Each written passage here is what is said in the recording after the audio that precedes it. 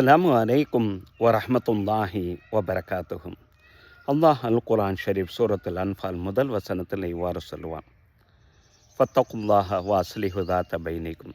இறைவனை நீங்கள் பயந்து நடந்து கொள்ளுங்கள், உங்களுக்கு மத்தியில் ஒருவருக்கொருவர் விட்டு கொடுத்து பிரிந்து விடாமல் இணக்கமாக ஒற்றுமையாக நீங்கள் வாழுங்கள் என்று இந்த வசனத்தில் இறைவன் குறிப்பிடுவான்.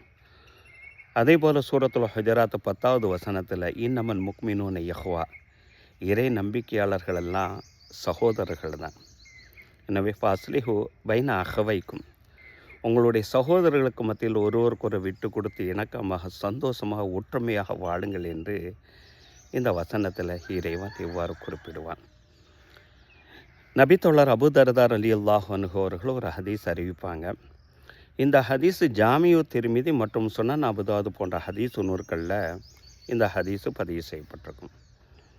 நபி ஸல்லல்லாஹு அலைஹி வஸல்லம் அவங்க சொல்கிறாங்க, உங்களுக்கு மத்தியில் தொழுகையை காட்டிலும் நீங்கள் வைக்கக்கூடிய நோன்புகளை காட்டிலும், அதாவது நஃபிலான நோன்புகளை காட்டிலும், நீங்கள் செய்யக்கூடிய தான தர்மங்களை காட்டிலும் ஒரு உன்னதமான ஒரு அற்புதமான மிக சிறந்த ஒரு வணக்க வழிபாடை உங்களுக்கு நான் அறிவிக்கட்டுமா என்று நபி ஸல்லல்லாஹு அலைஹி வஸல்லம் கேட்குறாங்க.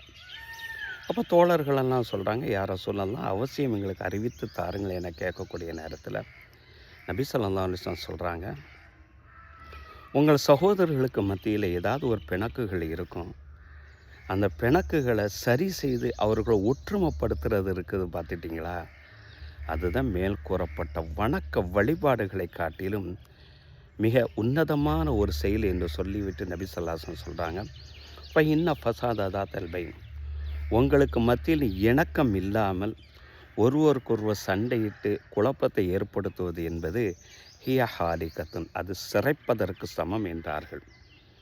சொல்லிவிட்டு நபி ஸல்லல்லாஹு அலைஹி வஸல்லம் சொல்கிறாங்க, நான் முடியை சிறைக்கிறத நான் சொல்லலை, மார்க்கத்தை ஒன்றுமில்லாமல் ஆக்குவதை சொல்லுகிறேன் என்று நபி ஸல்லல்லாஹு அலைஹி வஸல்லம் சொல்கிறாங்க.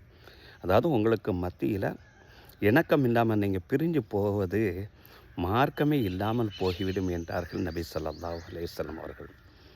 இதனால் தான் உம்மு குல்சும் ரலியல்லாஹு அன்ஹா ஒரு ஹதீஸ் அறிவிப்பாங்க. இந்த ஹதீஸு சஹீஹுல் புகாரி சஹீஹ் முஸ்லிமில் பதிவு செய்யப்பட்டிருக்கும்.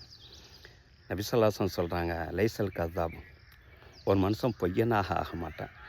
2 நபர்கள் பிரச்சனைக்குரியவர்களாக இருக்கிறாங்க, அவர்களுக்கு மத்தியில் ஒன்று சேர்க்கணும், பொய் சொல்லியாத அவர்களை ஒன்று சேர்த்து விடுவோன்னு சொல்லிட்டு ஒரு மனுஷன் நினைக்கிறான் பார்த்துட்டிங்களா, அப்படிப்பட்டவன் அவன் பொய்யனாக ஆக மாட்டான், அவன் நன்மையைத்தான் நாடுகிறான் என்றார்கள் நபி ஸல்லல்லாஹு அலைஹி வஸல்லம் அவர்கள்.